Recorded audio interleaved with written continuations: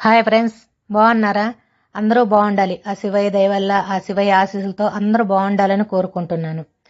ఇతని పరిస్థితి చూడండి. పాపము చాలా రోజుల క్రితము కుక్క గరిసింది అంట. ఇంటి కుక్కే కదా, ఏమవుతుంది, మనం సాకుడు కుక్కే కదా అని చెప్పేసి వదిలేశాడండి. పాపం ఇప్పుడు అతని పరిస్థితి చూడండి ఎలా ఉందో. అతన్ని పట్టుకోవటానికి శత విధాలా ప్రయత్నిస్తున్నారు అందరూ. అందరూ వలలతో అటు ఇటు తిరుగుతున్నారు. దగ్గరికి వెళ్తే మళ్ళీ వాళ్ళని ఎక్కడ కరుస్తాడో, వాళ్ళకు కూడా అదే పరిస్థితి వస్తుందేమని చెప్పేసి పాపం అందరూ భయపడుతున్నారు.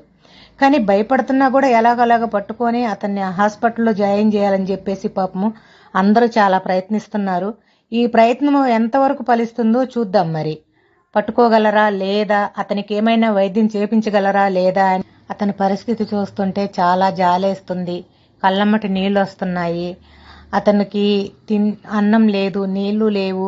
అసలు అతని పరిస్థితి ఏందో తనకే తెలియట్లేదు. ఎందుకు శివయ్య ఇలాంటి పరిస్థితి కలిగించావు అతనికి? చూడు తండ్రి, ఆయనకి ఎలాగైనా సరే ఆరోగ్యం బాగా చూడు తండ్రి శివయ్య. అసలు ఆయన పరిస్థితి చూస్తుంటే ఏమీ మాటలు రావటం లేదు ఫ్రెండ్స్. ఎంత బాధపడుతున్నాడో, ఎలా ఉన్నాడో, ఒక కుక్కలాగే ప్రవర్తిస్తున్నాడు అంతా. జనాలేమో భయపడుతున్నారు, పట్టుకుంటే వాళ్ళని కూడా కరిచేస్తాడేమని. కానీ అతని బాధను చూస్తుంటే భరించలేకపోతున్నాము.